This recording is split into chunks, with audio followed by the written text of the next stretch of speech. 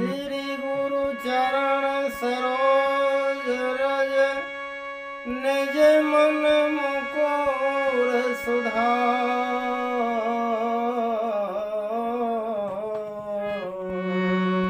वर्णो रघुवर विमल जसै जो दायक फल चार। तुलसीदास के पद कमलो अरे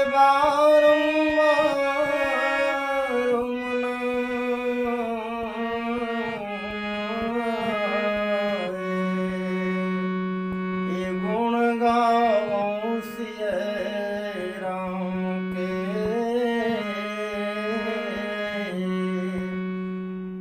हनुमत हो सहाय।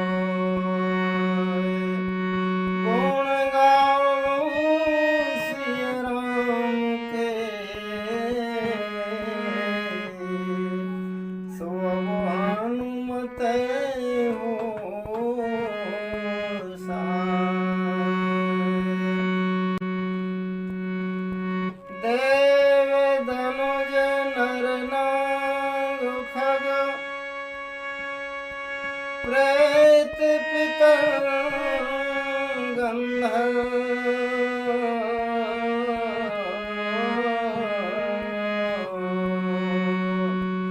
एवं नौ किन्नर रजनिचर सो कृपा करो सर्व। वंदो किन्नर रजनिचर कृपा करो सर्वे। आकर चार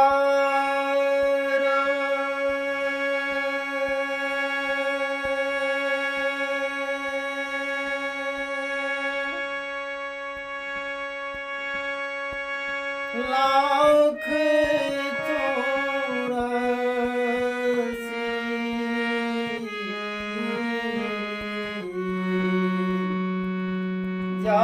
जाति जीव जन कल नरोमासी।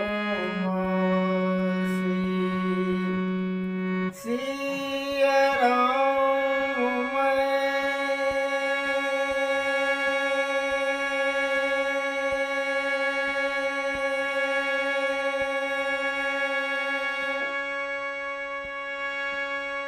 ए सवो जग जानी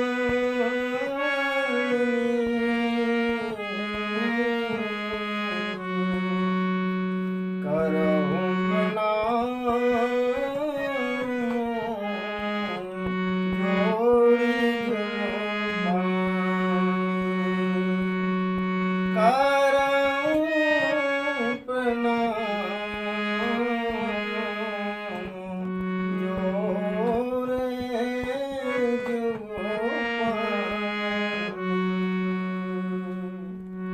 राम नाम संकीर्तन बड़े ही प्रेम से, बड़े ही भक्ति भाव और अनुराग के साथ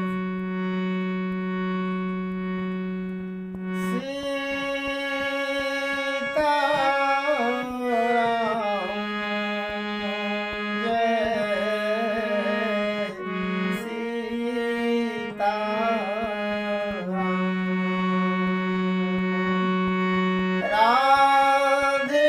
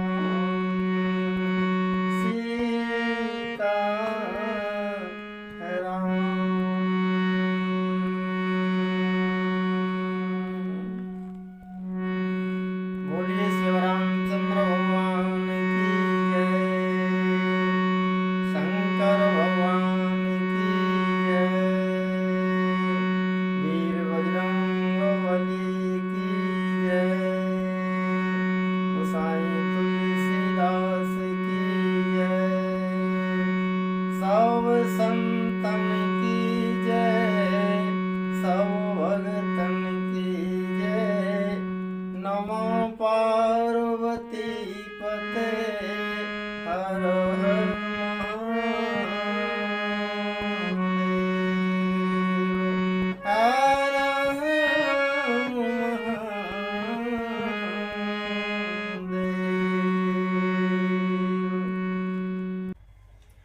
माघ मकर गत रवि जब होई,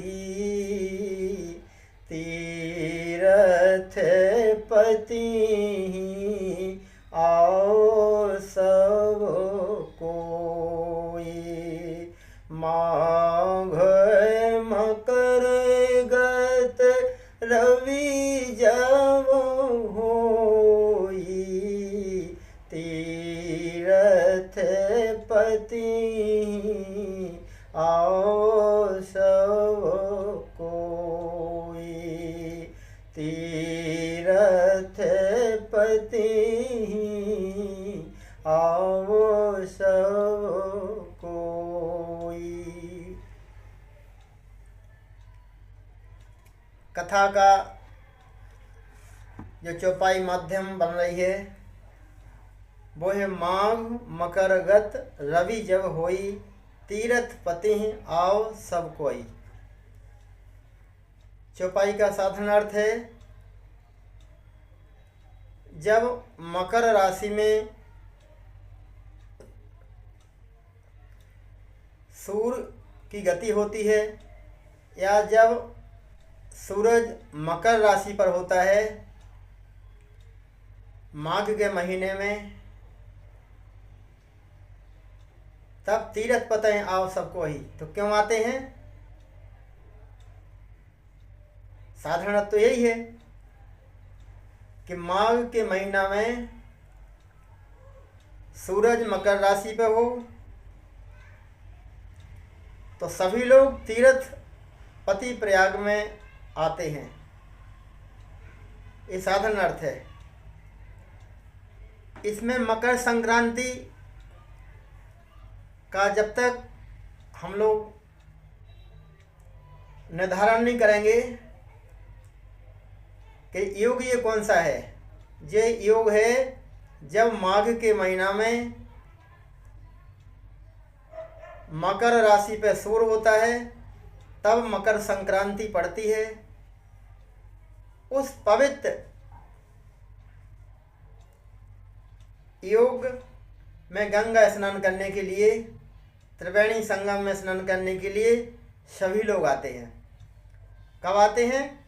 जब मकर संक्रांति पड़ती हो। मकर संक्रांति कब पड़ती है? जब माघ के महीना में, मतलब माघ का महीना हो और सूरज मकर राशि पे हो, तब संक्रांति का योग बनता है। ऐसे पवित्र समय में, ऐसे दुर्लभ योग में सभी लोग संगम में, तीर्थराज प्रयाग में पुण्य अर्जित करने के लिए माँ गंगा में डुबकी लगाने के लिए आते हैं। माघ मकर गति गत रवि जब होई, तीरथ पति आव सब कोई। चौपाई के आधार पर तो केवल मकर संक्रांति का योग बन पा रहा है। तो कुंभ, इस समय तो कुंभ भी है, तो ये कैसे हो पाएगा इसी चौपाई में? कुंभ भी इसी चौपाई में हो जाए, क्योंकि कुंभ हो ही गया है। मकर संक्रांति के समय कुंभ पड़ा है साल, अभी कुंभ महोत्सव चल रहा है प्रयागराज में, तो इस चौपाई में कुंभ कैसे हो पाएगा? तो तुलसीदास जी यहाँ दो की बात कर रहे हैं। एक तो साधारण योग जिसमें माघ के महीना में मकर के सूरज हो, मन मकर राशि पे सूरज हो, तब मकर संक्रांति पड़ती है तो भी सभी लोग आते हैं। कौन कौन आते हैं? तीर्थपति ही आव सब कोई, सभी लोग आते हैं। अब सभी लोगों में कौन कौन आते हैं?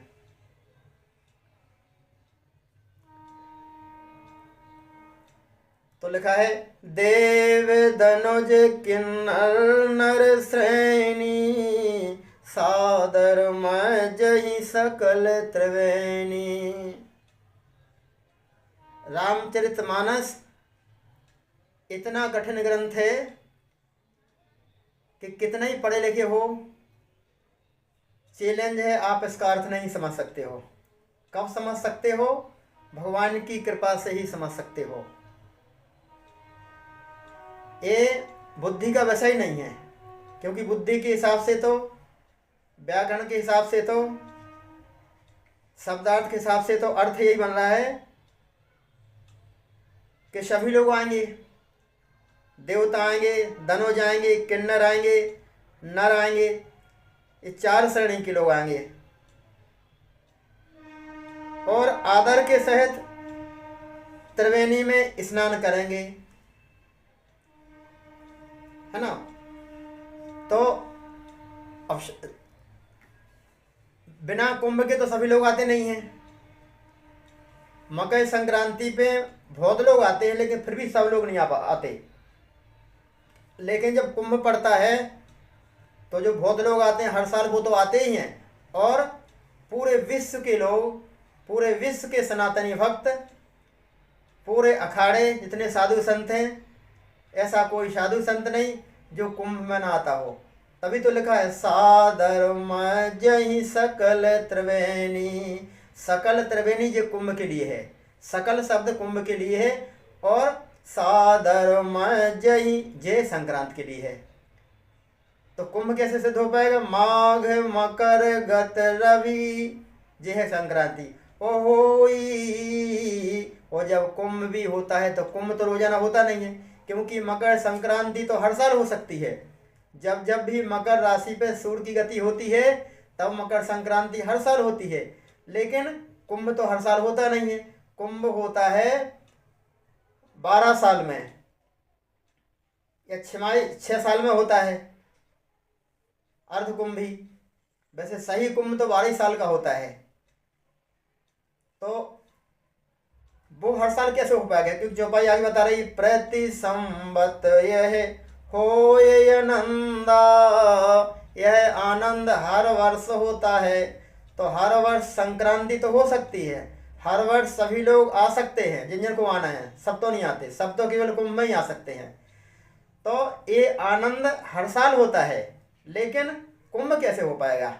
तो उन्होंने कहा होई जब 12 साल बाद जब कुंभ भी हो और मकर संक्रांति हो तो सभी लोग आते हैं। इसमें तुलसीदास जी एक साथ में दोनों बातें लिख रहे हैं और हमारी समझ में एक ही बात आ रही है।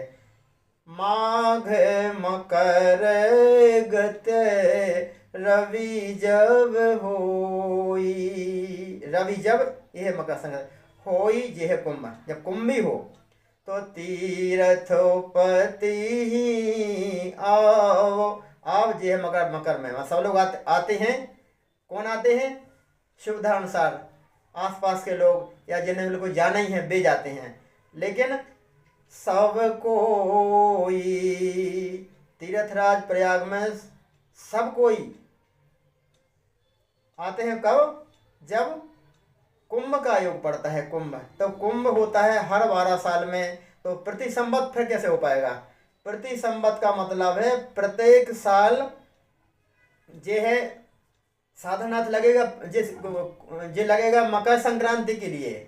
और प्रति संवत हर प्रति 12 साल में जो कुंभ का योग बनता है, ये है कुंभ के लिए हर प्रत्येक 12 साल, इसलिए प्रति संवत हर प्रत्येक 12 साल की संवत, ये है प्रति संवत। बहुत ही कठिन ग्रंथ है ये महाराज, इतने साधन नहीं है, लोगों ने जितना साधन समझ लिया है। प्रति संवत यह हो आनंदा। साधारण तौर पर मकर संक्रांति में आनंद होता है, लेकिन आनंदा मतलब चौपाई में दोनों की गुंजाइश एक साथ में, हर चौपाई में कुंभ की भी है और मकर संक्रांति की है। क्योंकि मकर संक्रांति हर साल होती है और कुंभ हर प्रत्येक 12 साल के बाद उस साल में होता है, माना 12 साल बाद की साल में होता है ना, ऐसा अर्थ है। तो इसमें होता है आनंद और इसमें होता है आनंदा। और मकर संक्रांति में भी मुनि आते हैं, लेकिन सब नहीं आते। प्रति संवत यह हो ये नंदा, है ना। और मकर मज गौण मुनि, मकर संक्रांति का 1 महीने का जो कल्पवास होता है उसमें वास करके साधना करके, और अपने जो मुनि आते हैं, जो संत महात्मा आते हैं, इसमें भी सभी लोग सब आते हैं, लेकिन सभी नहीं आते, अधिकांश आते हैं। हम वो अर्थ बताना चाह रहे जो इस चौपाई में पकड़ में नहीं आ रहे। मकर मज्ज गवनय मुनि वृंदा, वृंद माने समूह, इसमें सभी अखाड़े जितने किस्म के साधु संत हैं, सभी किस्म के वृंद मतलब समूह है, सभी लोग आते हैं। मकर मज्ज गवनय मुनि, ये मुनि हैं इसमें मकर संक्रांति में। और मुनि वृंदा, इसमें सभी मुनि आ जाएंगे। माने मुनि से मतलब यहाँ मुनि नहीं, मुनि से मतलब है साधु संत जितने अखाड़े हैं, जितने किस्म के साधुओं के प्रकार हैं, सन्यासी, उदासीन, है ना, ऋषि मुनि महात्मा, है ना, नागा अघोरी, सभी किस्म के जो मुनि हैं। तो मुनि लिखने का मतलब है मुनियों के जितने प्रकार हैं, सभी वृंद मान जितने समूह हैं, सभी उसमें आते हैं। कब? जब आते हैं कुंभ में। और साधारण तो है जो मकर संक्रांति के होता है, इसमें भी आते हैं, लेकिन सब नहीं आते। इसमें भी मुनि आते हैं, इसमें भी साधु संत आते हैं, इसमें भी सन्यासी आते हैं, लेकिन सभी आते हैं ऐसा अर्थ नहीं है, है ना। इसमें कुंभ में माने इस चौपाई में एक साथ में 2 का तुलसीदास जी निरूपण कर रहे हैं एक साथ में, क्योंकि कुंभ का योग भी मकर के सूरज में होता है, और मकर संक्रांति का योग भी जब मकर राशि पे सूर्य होता है और माघ का महीना होता तब उसका भी योग यही होता है। दोनों के योग एक ही हैं, लेकिन वो एक में कुंभ पड़ता है, एक में केवल मकर संक्रांति पड़ती है, लेकिन दोनों में ही आते हैं। एक में कम आते हैं, दूसरे में सभी आते, इतना सा अर्थ है। अच्छा, अब कौन कौन आते हैं? देव धनुज किन्नर नर श्रेणी, सादर मजहि सकल त्रिवेणी। इसमें देवता आते हैं, दानव आते हैं, किन्नर आते हैं और नर आते हैं। 4 किस्म के लोग आते हैं, माने 4 लोग आते हैं। ये 4 श्रेणियां हैं। श्रेणी माने कैटेगरी,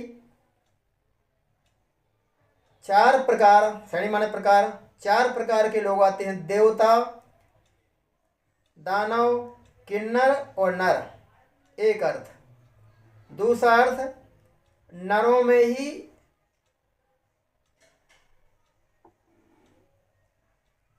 3 प्रकार की श्रेणियां हैं, स्त्री, पुरुष और किन्नर, एक अर्थ। तीसरा अर्थ, देवता, दानव और किन्नर और नर के साथ में श्रेणी लगी है, अर्थात देवता, दानव और किन्नर, ये 3 अलग है। इसके बाद फिर नर की श्रेणी है, तो नर 3 श्रेणी में है, स्त्री, पुरुष और किन्नर। वो जो किन्नर है वो देवताओं की एक जाति है। सौर, गंधर्व, किन्नर, ये देव प्रजाति है, देवताओं की जातियां हैं। वो जो किन्नर है वो देवताओं के साथ में है। और नर श्रेणी में नरों की भी 3 श्रेणी है। पहली श्रेणी स्त्री पुरुष, और एक जो किसी श्रेणी में नहीं आते वो है नर। तो इस चौपाई का अर्थ है देव धनुज किन्नर 3 जाते हैं, और नरों की 3 श्रेणियां आती हैं, 3 प्रकार आते हैं, स्त्री, पुरुष और किन्नर। ठीक है। सादर मजहि सकल त्रिवेणी, सभी लोग आदर के साथ त्रिवेणी में स्नान करते हैं, है ना।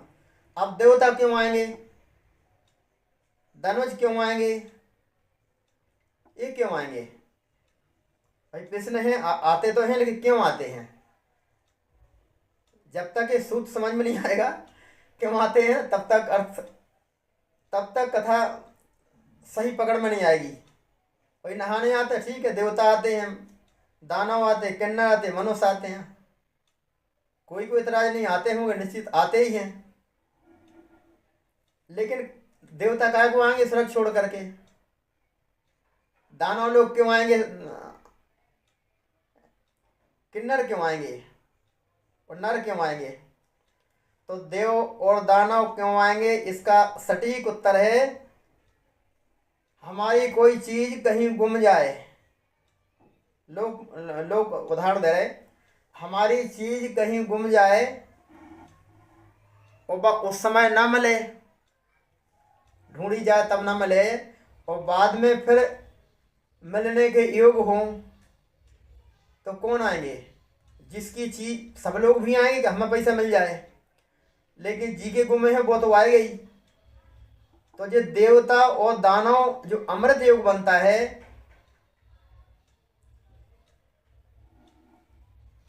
क्योंकि अमृत योग बनता है केवल कुंभ में, मकर संक्रांति पर नहीं बनता है। मेला दोनों में लगता है, दोनों में एक एक महीने का कल्पवास होता है, लेकिन अमृत का जो योग है वो कुंभ जब पड़ता है तभी बनता है। तो देवता क्यों आएंगे? क्योंकि कुंभ से। दानव क्यों आएंगे? क्योंकि इन दोनों का संबंध इससे है। इनका क्या गुम गया जो लेने आते हैं? क्योंकि जब देवासुर वो समुद्र मंथन में 14 रत्न निकले, कौन कौन?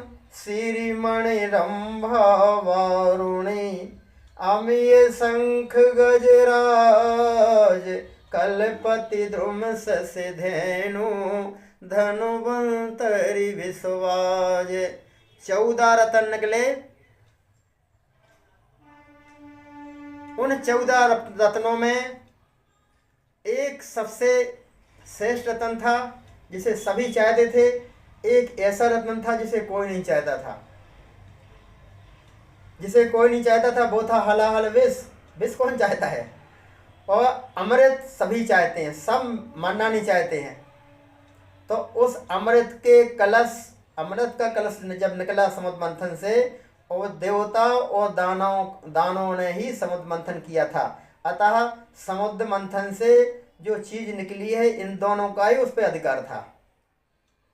तो जब समुद्र से अमृत कलश निकला तो देवता लोग चाहते थे हमें मिल जाए, और दानव लोग चाहते थे हमें मिल जाए, और दोनों एक दूसरे से समझौता करने के लिए तैयार नहीं थे। तब उस अमृत कलश को छीना झपटी में 12 दिन लगे।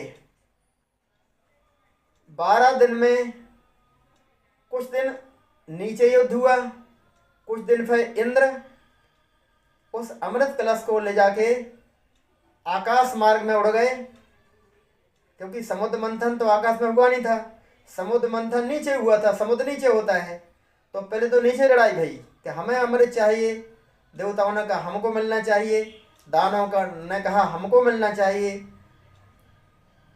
किसी आदमी ने कहा भैया दोनों बांट लो, बोले नहीं दोनों नहीं बांटे, वो तो एक ही आदमी का चाहिए हमें, क्योंकि हमारा हर आदमी होना चाहता है, और दोनों हमारे हो जाए फिर लफड़ा, कोई मतलब थोड़ी। अब तो बेमरे ना बेमरे, एक तो मर रहा है एक ना मरे, एक मरे तब तो कोई आगे चल के कुछ सही लड़ाई हो पाएगी। नहीं दोनों हमारे हैं तो लड़ने का मतलब क्या, मानने नहीं। तो इंद्र अमृत कलश लेकर के आकाश मार्ग में उड़ चले, पीछे देवता लोग भी लगे।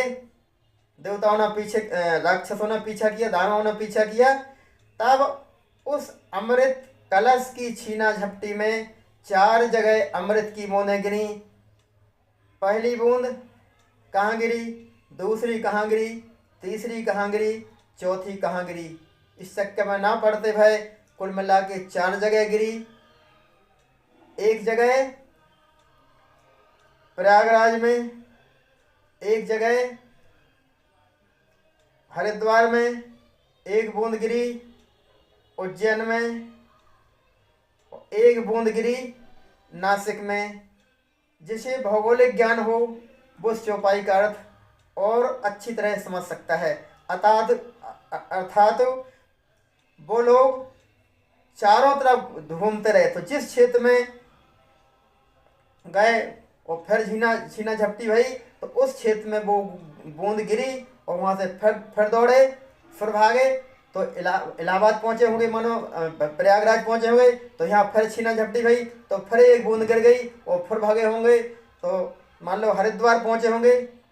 इस प्रकार से भाग दौड़ में चार स्थानों में गए, है ना, और 4 जगह अमृत की बूंदें गिरी। तो उस अमृत पे अधिकार किसका है? हम आपसे पूछे, आपके कोई सा गिर जाए कहता हूं, है ना, तो पहला अधिकार जिसके हैं उसका अधिकार है। तो देवता और दानवों का ही उस अमृत की बूंदों पर अधिकार है। तो उस समय तो नहीं मिल पाए, लेकिन फिर से योग बनता है। कब? प्रत्येक 12 साल में अमृत योग बनता है। अर्थात वो बूंदें फिर से प्राप्त हो सकती हैं जो बूंदें गिरी थी।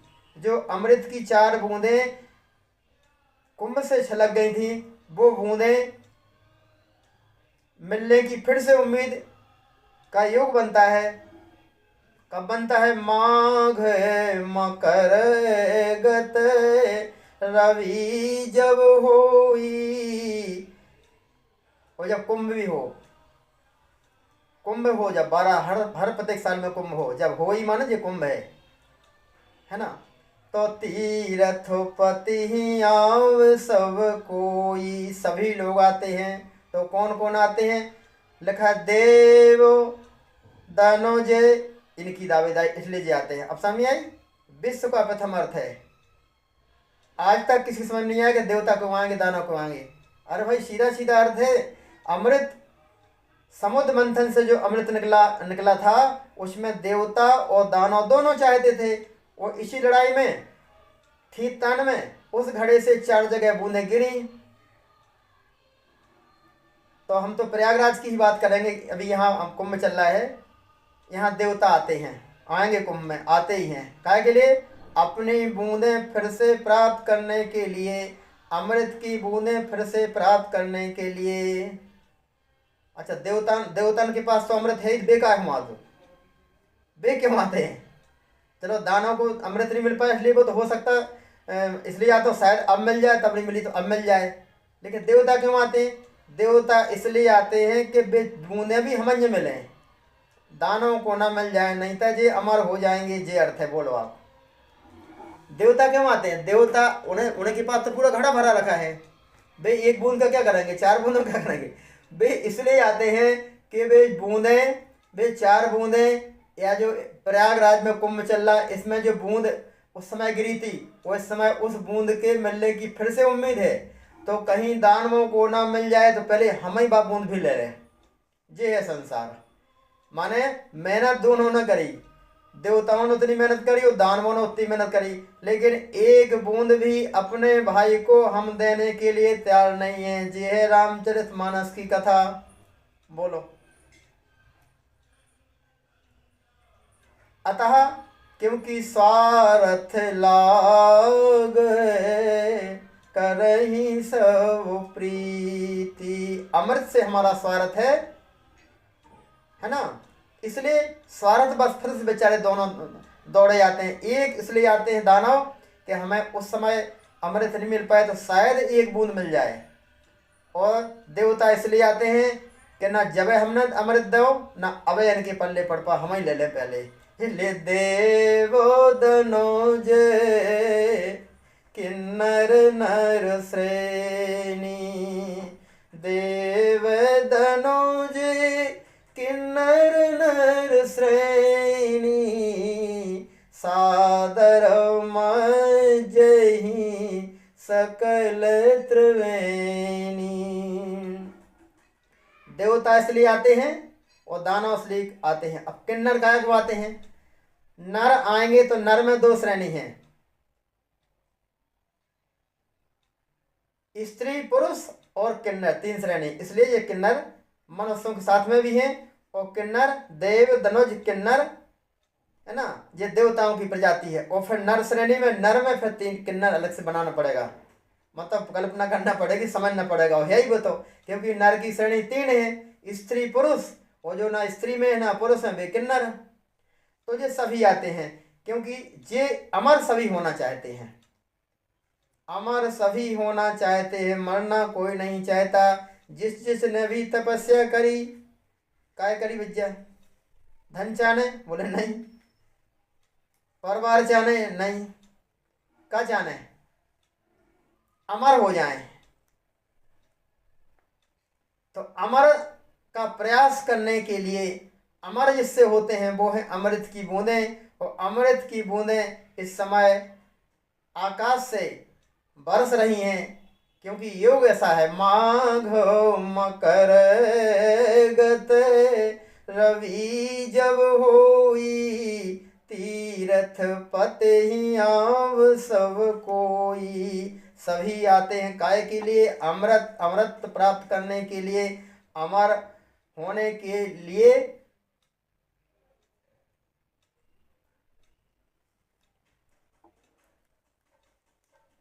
जो अमृत की बूंदें हैं उसको लेने के लिए, कि शायद फिर से वो गंगा जी में अमृत की बूंदें जो गिरी वो फिर से हमें मिल जाएं। अच्छा, कहाँ आते हैं, सादर मजहि सकल त्रिवेणी। त्रिवेणी, त्रिवेणी माने जहाँ 3 बेनी हैं, जहाँ 3 धारा हैं। पहली धार है गंगा की, दूसरी धार है जमुना की, तीसरी धार है सरस्वती की। तो यहाँ पर देव धनुज किन्नर, देव धनुज और किन्नर नरसैनी, इसमें 3 ही धाराओं के लोग हैं। देव प्रवृत्ति के लोग, दानव प्रवृत्ति के लोग, और मानव प्रवृत्ति के लोग, मानव में ही किन्नर हैं। ठीक है। तीसरी, गंगा की उपमा दी गई है भक्ति से, राम भगति जहाँ सोर सरी धारा, अर्थात भक्ति मार्गी,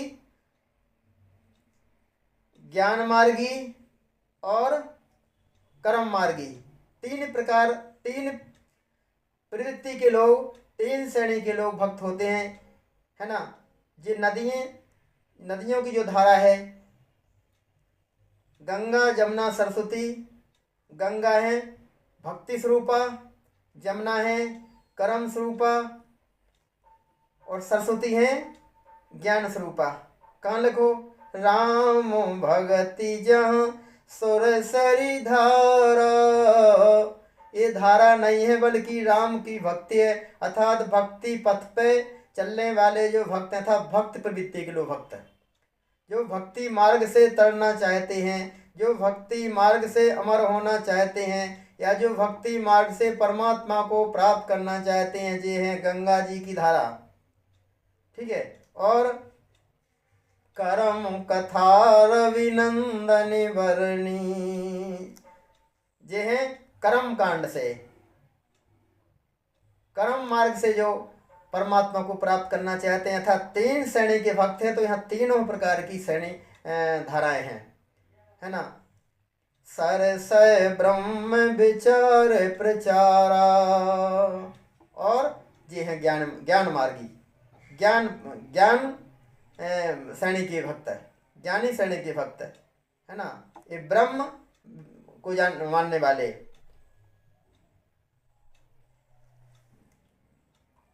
तो इस प्रकार से देव धनुज किन्नर नर श्रेणी, सादर मजहि सकल त्रिवेणी। सादर, सादर का मतलब आदर के साथ, जिससे हमें कोई चीज मिलने की संभावना हो, उसके प्रति आदर भाव होना चाहिए, तब उससे जिससे वो चीज़ मिल सकती है, तब मिलने की उम्मीद हो सकती है। इसलिए सादर मजहि सकल त्रिवेणी, गंगा में स्नान करते हैं, शायद उस अमृत की जो बूंद है उसका योग है अभी, है ना। तो हम अमर हो जाए, हमारे शरीर से अमृत चाहे पी लिया जाए, चाहे अमृत टच हो जाए, शरीर से स्पर्श हो जाए, है ना। लेकिन हम लोग पीते भी हैं, है ना। दरस परस मुखो अरु मैं, दरस परस अरु मैं जह पाना, है ना। दर्शन, परसन, स्नान और पान, ये गंगा जी में हम लोग करते हैं। तो स्नान करने से भी हमें अमृत का लाभ मिल सकता है, पान करने से, दर्शन करने से, है ना, और वहाँ पे कल वास करने से हमें कुल मिला के हमें जो अमृत की बूंदें गिरी थी प्रयागराज में, इसी जुगाड़ में सब लोग आते हैं। कौन कौन? देव धनुज किन्नर नर श्रेणी सादर मजही सकल त्रिवेणी। हाथ जोड़ के क्यों फल रहा भैया? ये आदर काय हम दे रहे? क्या चाहिए? क्योंकि स्वार्थ है, अमृत चाहिए, इसलिए आदर दे रहे हैं। आज सादर मजही सकल त्रिवेणी पूजहि माधव पद जल जाता परस अखय वट हर सई गाता। माधव भगवान का पूजन करते हैं। श्री राम जय राम जय जय राम, श्री राम जय राम जय जय राम। आदर के साथ में गंगा में स्नान करते हैं, त्रिवेणी में स्नान करते हैं। काय के लिए? अमृत, अमर होने के लिए। क्योंकि इस समय अमृत, अमर होने के लिए जो अमृत बूंदे हैं, ये 4 जगह गिरी हैं, वो फिर से उसके योग बने हैं। क्योंकि माघ मकर गत रव जब होई ओ तीर्थ पति ही आव सब कोई। सभी लोग आ रहे हैं, तो ये फल तो थोड़ी आ रहा भैया। काय के लिए भागे भागे फिर रहे? काय के लिए भाग दौड़ कर रहे? अमर होने के लिए। क्योंकि संसार में कोई व्यक्ति मरना नहीं चाहता। अगर मर जाए, अगर अमर हो जाए तो झंझट मिट जाए। अगर अमर हो जाए तो काय के भगवान, फिर काय को नहाना गंगा जी में, काय को भगवान की पूजा? बस अमर होने के लिए ही। पूजहि माधव पद जल जाता परस अखय वट हर सई गाता। प्रसन्नचित होकर के अक्षय वट को का स्पर्श करते हैं और प्रसन्न होते हैं। अक्षय वट माने का जो वटु, वट माने बरगद। प्रयागराज में अक्षय वट है, इसका कभी क्षरण नहीं होता, क्षरण नहीं होता, कभी खत्म नहीं होता। वो प्रयागराज में है। उसका स्पर्श करते हैं। काय के लिए? क्योंकि जब अमृत की बूंद प्रयागराज में गिरी, तब ये अक्षय वट भी होगा, तो शायद इसके ऊपर भी कुछ बूंदों का प्रभाव होगा, इसलिए उसका भी स्पर्श करते हैं। देखो जाहे जुगाड़ है, जी है कथा। अक्षय वट को कहा, भाई गंगा जी में स्नान करो जाओ। अक्षय वट को कहा अक्षय वट को काय को स्पर्श कर रहे हैं? इसलिए परस अक्षय वट हर सई गाता। अक्षय वट को स्पर्श करके, है ना, शरीर प्रफुल्लित हो जाता है। अर्थात ये सांत्वना हो जा मिल जाती है कि जिस समय बूंदें गिरी, जिस समय प्रयागराज में अमृत की बूंद गिरी, उस समय हम तो नहीं थे, लेकिन अक्षय वट था। क्योंकि ये सभी समय पे है, ये अक्षय है, इसका कभी क्षय नहीं होता। तो शायद इस बूंद, उस बूंद का प्रभाव अक्षय वट पे होगा, इसलिए परस अक्षय वट हर सई गाता। ये बहुत विलक्षण किस्म की रामचरितमानस है। इसका इतना साधन अर्थ नहीं है जितना साधन अर्थ हम लोग समझते हैं कि बरिया को छू रहे। अरे बरिया को कहाँ छू रहे यार? बरगद के पेड़ को काय को छू रहे भैया हैं? हमारा काम ना पड़े तो हम तो भगवान को न छुए। पीपल को तक न छुए, अपने माँ बाप के पाँव न छुए, है ना, तो बरगद को छू रहे, इतने अच्छे भक्त हो गए। अरे भैया अच्छे नहीं हो गए, उन्हें अमर होना है। और बरगद और अक्षय वट पे अमृत की बूंदें गिरी हैं, या जब अमृत की बूंदें प्रयागराज में गिरी तब उस समय अक्षय वट था, तो शायद उस बूंदों के प्रभाव से ही शायद ये अमर हो, तो हम भी अमर को छू के अमर हो जाए, ये अर्थ है विश्व का प्रथम अर्थ, है ना। तो इस चौपाई में देवता क्यों आते हैं, दानव क्यों आते हैं, क्योंकि दोनों का बूंद अमृत की बूंदों पर दावेदारी है, दोनों का अधिकार है, इसलिए वो आते हैं।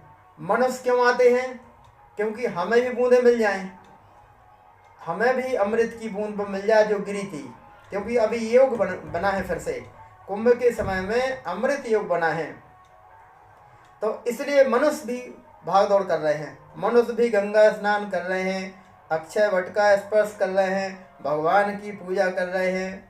माँ पूजहि माधवो पद जल जाता, परस अक्षय वट हर्षहि गाता। पूजहि माधवो पद जल जाता, परसी अक्षय वट हर्षहि गाता। तो भगवान की पूजा कर रहे, प्रभु ऐसा योग, ऐसी कृपा कर दो कि हमें भी अमर होने की के लिए अमृत की वो बूंद मिल जाए, इसलिए भगवान का पूजन कर रहे हैं। अमर होने के लिए, अमर होने की आकांक्षा से, अमर होने की आशा से, अमृत जब गिरा तब अक्षय वट था, इसी को ध्यान में रखते हुए शायद इस पे भी अमृत की बूंदों का प्रभाव होगा, तभी तो ये खत्म नहीं हो रहा हो, तो इसका भी स्पर्श करते हैं। और इसके यह सबके पीछे भगवान से प्रार्थना करते हैं, प्रभु अब तो कृपा कर दो। पूजहि माधवो पद जल जाता, परस अक्षय वट हर्षहि गाता। ये हुई अपनी अपनी बात, क्योंकि सौर नर मुनि ये सबकी रीति, स्वार्थ लाग करई सबो प्रीति। सौर नर मुनि ये सबकी रीति, स्वार्थ लाग करई सबो प्रीति। इतने कड़ाके की सर्दी में गंगा की रेत में टेंट लगा के 1 महीना तक कल्प वास करने के लिए लोग जमे हुए हैं, कि शायद हमें वो अमृत की बूंद मिल जाए जो प्रयागराज में गिरी थी। इसे कल्पवास बोलते हैं। कल्प किसे कहते हैं? कल्प बोलते हैं 4,32,000 कलयुग की उम्र है, इससे दुगनी द्वापर की, इससे दुगनी त्रेता की, इससे दुगनी सतयुग की। ये 4 युग हैं। ऐसे 4 युग जब 1000 बार निकल जाएं, तब ब्रह्मा का 1 दिन होता है, इसे कल्प बोलते हैं। तो इसलिए 1 महीना को ही कल्प हम लोग मानते हैं। इतने दिन तक जो तपस्या की जाए, उस एक कल्प का जो पुण्य मिलता है, इतना पुण्य 1 महीना के कल्पवास में मिल जाता है। इसलिए हम लोग कल्पवास करते हैं। काय के लिए? फिर घूम फिर के बात वहीं आ रही है, काय के लिए? स्वार्थ के लिए, कि इतना पुण्य हमें मिल जाए। एक कल्प की तपस्या करने का जो पुण्य है वो 1 महीना के कल्पवास में मिल जाए, ये है स्वार्थ, ये है जुगाड़, ये है समझदारी, ये है शॉर्टकट। तो इसलिए हम लोग इतने कड़ाके की सर्दी में भी गंगा की रीति में आराधना कर रहे हैं, तपस्या कर रहे हैं, स्वाध्याय कर रहे हैं, गंगा जी में स्नान कर रहे हैं, गंगा जी की आराधना कर रहे हैं, माधव भगवान की पूजा कर रहे हैं, अक्षय वट को स्पर्श कर रहे हैं। ऐसे समय में ये हर साल होता है। भरद्वाज आश्रम अति पावन, परम रंभ मुनिवर मनभावन। भरद्वाज का आश्रम है जो परम पावन है। आश्रम पावन कब होता है? जब जिस आश्रम में परमात्मा की आराधना की जाए वो आश्रम पावन है। परम रम, वही आश्रम परम रमणीय है। मुनिवर मन भावन, जिस मुनि के मन में मन भावन भगवान बैठे हों, जो मुनि मन को हरण करने वाले, मन को भाने वाले परमात्मा का जो भजन करते हैं, वो मुनि जिस आश्रम में रहते हैं वो आश्रम परम रम्य हो जाता है, वो आश्रम अति पावन हो जाता है। ये है चौपाई का अर्थ। वो ऐसे मुनि वो भरद्वाज हैं, परमात्मा की आराधना कर रहे हैं लोक कल्याण के लिए। तो ऐसा आश्रम अति पावन है। यद्यपि हर ऋषि मुनि का आश्रम पावन ही होता है, लेकिन जिस आश्रम में आश्रमवासी मुनि महात्मा जो मन को भाने वाले हैं, मुरली मनोहर हैं, मन को मोहित करने वाले हैं, अर्थात जिनका मन संसार में ना रम के परमात्मा में रम जाए, अर्थात जिनका मन संसार में मोहित ना होके परमात्मा में मोहित हो जाए, है ना, वो मुनि परमात्मा की आराधना करें। इसलिए लिखा है परम रम मुनिवर मन भावन, जिस मुनि के मन में भावन भा जाए, परमात्मा जिसको भाए, परमात्मा जिसको की जो शरण में चला जाए, परमात्मा का भजन करे, केवल शुद्ध अपने उद्धार के लिए तो करे ही, लेकिन लोक मंगल की भावना से लोक कल्याणार्थ भजन करे, ये उत्तम भजन है। तहाँ होए मुनि ऋषय समाज, जाहि जिम जन तीर्थ राजा। जो भी तीर्थ में स्नान करने आते हैं ऋषि मुनि, वे सब इस आश्रम में आते हैं। ऋषियों का समाज वहाँ आता जाता रहता है भरद्वाज आश्रम में। मैं जहि प्रात समेत उछा, कहीं परस पर हरि गुण गाहा। यहाँ सूत बहुत अच्छा है कि प्रातः काल उठ करके स्नान कर लेना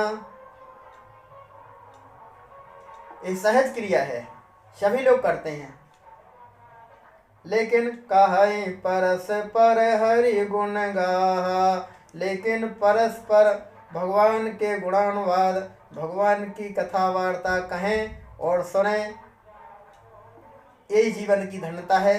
यही आपके प्रातः काल उठने का और स्नान करने का फल है। अन्यथा उठ करके प्रातः काल उठे, बोले भैया हम तो 4 बजे उठते हैं, तो महाराज करते क्या हो? बोले सबसे पहले चाय। लोग क्या मतलब हुआ? उठे 4 बजे, लेकिन काम क्या किया? चाय। बोलो क्या करना चाहिए? ब्रह्म निरूपण धर्म विधि, वर्ण तत्व विभागो, कहे भगति भगवंत के संयुत ज्ञान विरागो। ब्रह्म का निरूपण धर्म की विधि के अनुसार करना चाहिए, वर नहीं तत्व विभाग। और तत्व की विवेचना करते हैं। तत्व क्या है? ईश्वर ही परम तत्व है, उस तत्व की विवेचना करते हैं। कहाई भगति भगवंती के, और भगवान की भक्ति, जिस तत्व की विवेचना की है वो है ब्रह्म, और उसको प्राप्त करने के लिए है भक्ति। कहाई भगति भगवंत, जिसकी विवेचना की वो है भगवंत, और उसकी भक्ति की जाए, उसको प्राप्त करने के संयुक्त ज्ञान वैराग। ज्ञान और वैराग के नजरिए से, ज्ञान वैराग नयन और गारी, जी हैं ज्ञान और वैराग, अर्थात ज्ञान और वैराग से संयुक्त हो।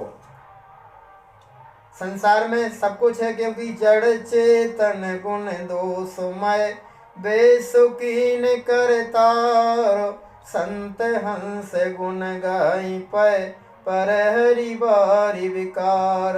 अर्थात ज्ञान वैराग नयन और गारी, मरो में सजन सुमत कुदारी, ज्ञान वैराग नयन और गारी।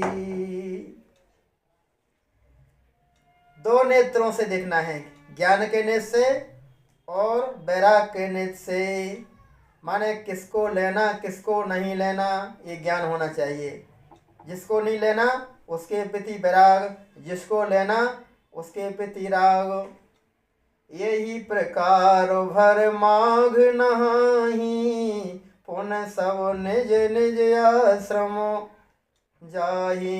इस प्रकार से प्रत्येक मकर संक्रांति पे और प्रत्येक कुंभ में, क्योंकि इसमें दोनों एक साथ में है, कुंभ के लिए अलग से नहीं लिखा गया है और मकर संक्रांति के लिए अलग से नहीं लिखा गया, क्योंकि कुंभ का भी 1 महीने का कल्पवास होता है, अर्थात कुंभ का मेला भी 1 महीने का होता है, और मकर संक्रांति का गंगा की रेती में 1 महीने का मेला होता है। देखा जा सकता है, रामायण की बात ही नहीं है, एक प्रैक्टिकली कथा है।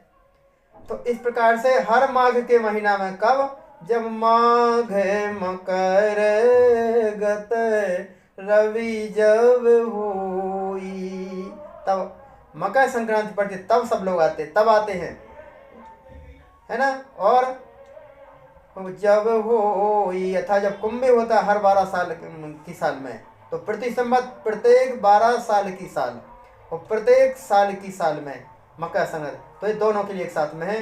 यही प्रकार भरी माघ नहाही, पूरे माघ भर नहाते हैं, और पुन सब निज निज आश्रम जाही। पूरे माघ भर नहाने के बाद चले जाते हैं, का मतलब जो केवल नहाने के बाद ही चले जाते हैं वे तो ऐसे चले जाते, कोई मतलब नहीं है। अरे इससे अच्छा तो घर ही नहा लेते भैया। नहाने का मतलब है भगवान की कथाओं में अवगाहन करना, कही सुनाए अनुमोदन करही, ते सुखती मन मुदित नहाई। बे ये है नहाना, है ना। यही प्रकार भर माघ नहाही, पूरे माघ के महीना भर नहाते हैं, काय में? राम कथा में, राम कथा रूपी गंगा में नहाते हैं, ये अध्यात्म पक्ष है, और गंगा में नहाते हैं ये लौकिक पक्ष है। तो दो तन की शुद्धि और मन की शुद्धि, दोनों किस्म का स्नान। गंगा राम कथा गंगा में स्नान करोगे तो मन की शुद्धि, और गंगा में स्नान करोगे तो तन की शुद्धि। प्रति संवत अति होय नंदा, प्रति संवत अर्थात प्रत्येक 12 साल के कुंभ में, 12 साल की साल में, 12 साल के बाद जो कुंभ पड़ता उस साल में, और प्रत्येक साल की साल में जब मकर संक्रांति पड़ती है और कुंभ प्रयागराज का तो खास तौर से मकर संक्रांति पे ही पड़ता है, इसलिए उन्होंने ऐसी चौपाई लिखी जो विश्व में आज काऊ के पल्ले नहीं पड़ी चौपाई को अर्थ। इसमें मकर संक्रांति का भी भाव है और कुंभ का भी भाव है, और दोनों प्रति संवत जो लिखा है, तो साधारण तो पकड़ में आ रहा हो कि प्रत्येक साल, कि कुंभ तो प्रत्येक साल होता नहीं है, तो इसका लगेगा प्रत्येक साल मकर संक्रांति का, उसका लगेगा प्रत्येक 12 साल के बाद की साल, प्रति 12 साल, प्रत्येक 12 साल, प्रति संवत अति होय आनंदा मकर मज गौनय मुनि वृंदा। मकर मज, मकर संक्रांति का स्नान करके मकर मज गौ और मुनियों का और यहाँ पे मज्जह प्रात समेत उछाहा कहीं परस्पर हरि गुण गाहा। जे राम कथा का मंजन है, जे राम कथा का स्नान है। इसमें मकर मज गौनय मुनि वृंदा, इस प्रकार से एक बार भर मकर नहाए, भर सब मुनि से आश्रम न सिधाए। एक बार की बात है, ये हर साल होता है ये आनंद। प्रति संवत अति होय आनंदा, आनंद होता है। तुलसीदास जी शब्द यहाँ आनंद शब्द का प्रयोग कर रहे हैं। ये आनंद होता है हर साल। कौन आनंद? लौकिक आनंद और एक है अलौकिक आनंद। लौकिक आनंद मेले का आनंद, लौकिक आनंद ऋषि मुनियों का दर्शन का आनंद, गंगा जी में स्नान करने का आनंद, और अलौकिक आनंद राम कथा में अवगाहन करना, ऋषि मुनियों के द्वारा, साधु संतों के द्वारा आश्रमों में जो कथाएं होती हैं हम लोग सुनते हैं, भक्त बिंद सुनते हैं, ये है अलौकिक आनंद। तो ये है अति आनंद। दोनों में अति लगा हुआ है, क्योंकि सभी दिन गंगा में स्नान करना सुलभ नहीं है, लेकिन हम लोग यही प्रकार भर माघ नहाए 1 महीने तक रोजाना माघ महीना में गंगा किनारे गंगा की रीति में कल्पवास करते हैं, आराधना करते हैं, माँ का ध्यान करते हैं, गंगा में स्नान करते हैं, गंगा का दर्शन करते हैं, साधु संतों के दर्शन करते हैं, क्योंकि संत दरस जिम पातक टरी, संतों का दर्शन करते हैं। ऐसे ऐसे दुर्लभ संत आते हैं जिनका दर्शन दुर्लभ है, जो कभी बाहर कंदराओं से निकलते नहीं हैं, केवल कुंभ में ही बाहर निकलते हैं। तो एक हर साल होता है ये आनंद है, और हर साल आनंद के बाद चले जाते हैं मकर मज गौनय मुनि वृंदा। मकर के बाद चले जाते हैं, ये क्या चले जाते? साधु संत कौन सो काम है, बने रहते, 1-2 महीना वो बने रहते हैं। अब कहे चले जा रहे हैं, बोले अब वो अमृत बूंद का जो योग है अब नहीं है, खत्म हो गया, क्योंकि सूरज मकर राशि में नहीं है अब, क्योंकि मकर राशि में जब सूर्य होता है तभी अमृत योग बनता है ना। माघ मकर गत रवि जब होई, तीरथ पति आव सब कोई। और जो युग खत्म हुआ, तीरथ पति से जो आए थे वे सब चले गए। मकर मज गौनय मुनि वृंदा, मकर मज गौनय मुनि वृंदा। एक बार भरो मकर नहाए, भरद्वाज श्रम सब आए। एक बार भर मकर नहाए, सब मुनि से श्रमण सिधाए। इस प्रकार से हर बार में ये आनंद होता है, और आनंद लेकर के, भक्ति भाव का आनंद लेकर के, कुछ लोग मेला का आनंद लेकर के, कुछ लोग गंगा स्नान का आनंद लेकर के, कुछ लोग कल्पवास 1 महीने का इसका आनंद लेके, भक्ति भाव का आनंद लेकर के चले जाते हैं। वहाँ रुकते नहीं हैं। फिर क्यों नहीं रुकते हैं? अब गंगा जी नहीं है क्या? गंगा जी तो हैं क्या? प्रयागराज नहीं है क्या? प्रयागराज तो है।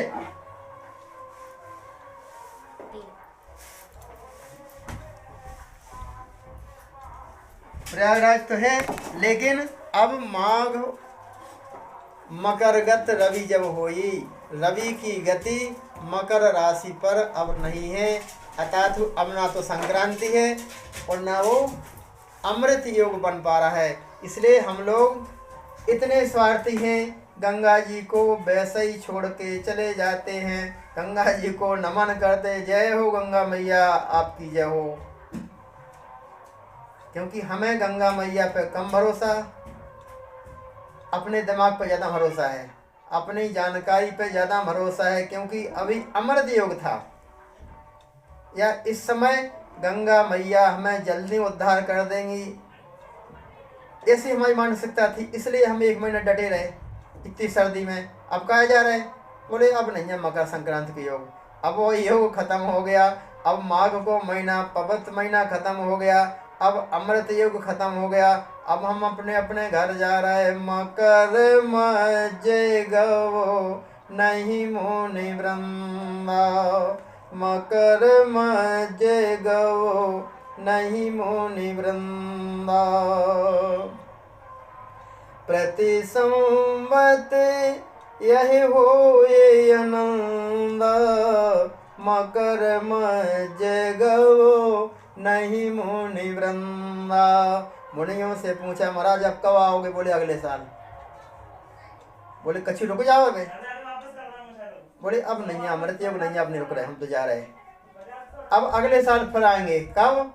जब माघ मकरगत रवि जब होई, तीरथ पते ही आव सब कोई। सब आएंगे तो हम भी आएंगे, क्योंकि सभी आएंगे, क्योंकि सभी को अमृत चाहिए, सभी को अमर होना है, सभी को अपना स्वार्थ है, सभी मृत्यु से भयभीत हैं, इसलिए भगे फिर रहे। इसलिए सभी प्रयागराज की भूमि को नमन करते फिर रहे हैं, माथा रगड़ते फिर रहे हैं, गंगा में इतनी सर्दी के बाद भी नहाने के लिए तैयार हैं, है ना। अक्षय वट को स्पर्श करने के लिए तैयार हैं। काहे? अक्षय वट से क्या काम हटोगे तुम? आओ, इतनी सर्दी में गंगा में स्नान करने के लिए तुम क्यों तैयार हो? अरे भैया, तुम अपने स्वार्थ के कारण एक सब कर रहे हो, क्योंकि अमर हो जाएं इसलिए।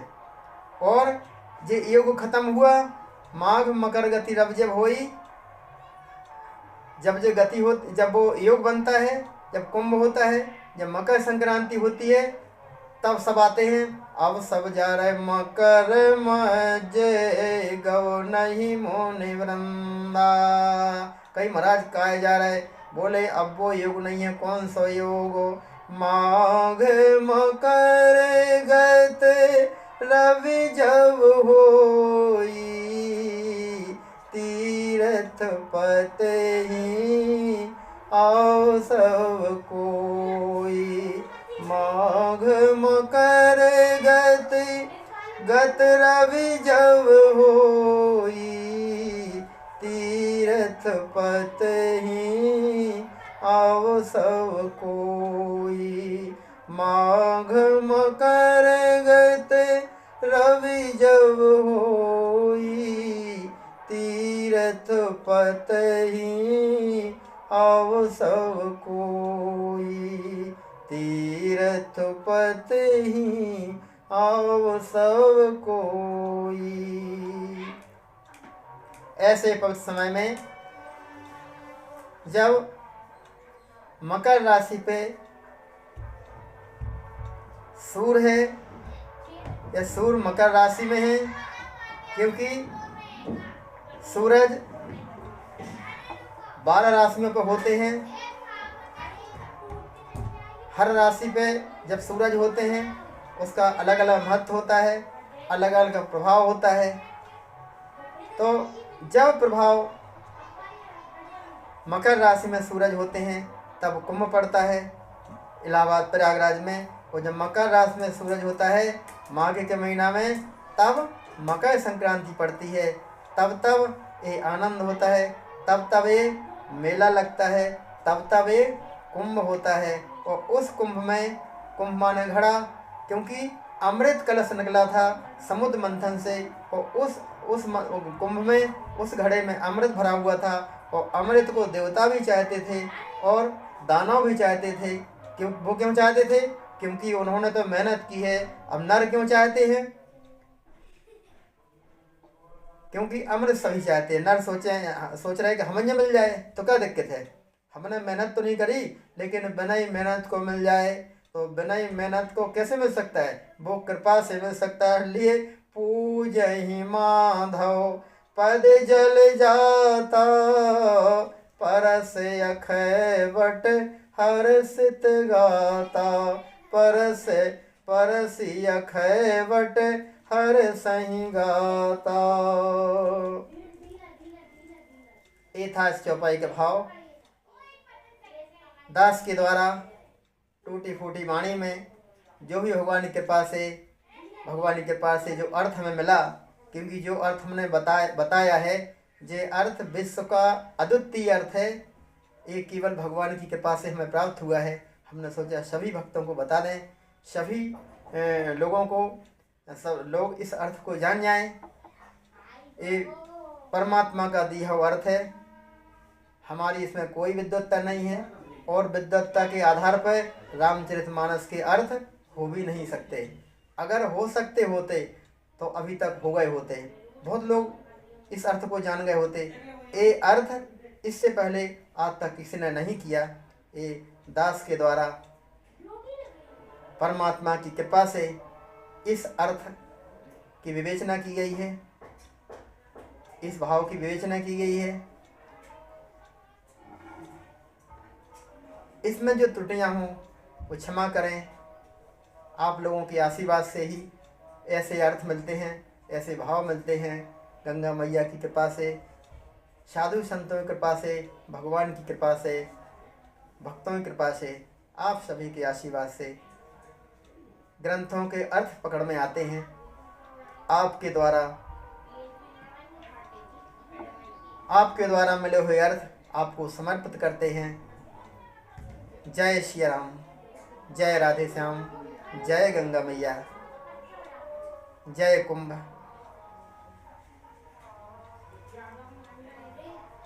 राम नाम संकीर्तन। सीताराम जय सीताराम, सीताराम जय सीताराम,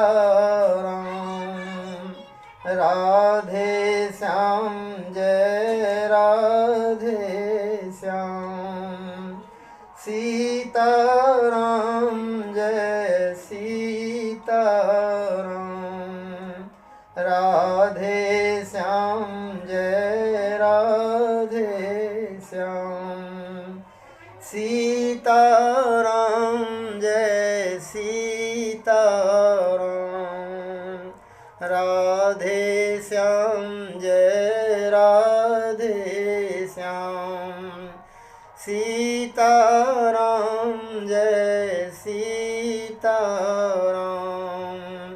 राधे श्याम जय राधे श्याम।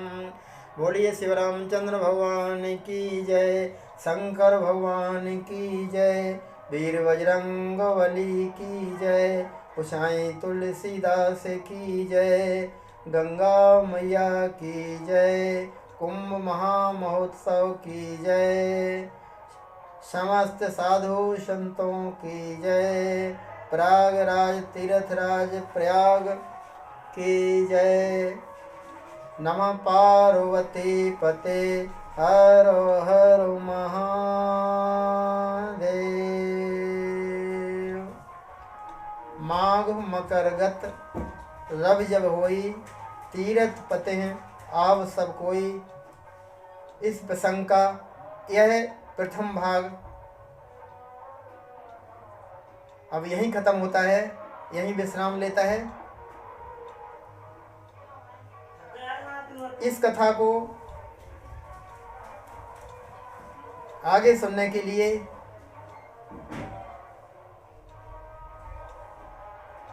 माघ मकरगत रब जब होई, तीर्थ पतः आव सब कोई, भाग 2 में सुने। जय श्री राम, जय राधे श्याम। सबको वंदन नमन प्रणाम। मैं प्रवचनकार सेवक Raja Ram Ramayani, Bhopal. Mobile number 94738163। Mobile number एक बार फिर 9479538163। आज दिनांक 15 जनवरी 2025, दिन बुधवार। जय श्री राम, जय राधे श्याम। हर हर महादेव, हर हर गंगे।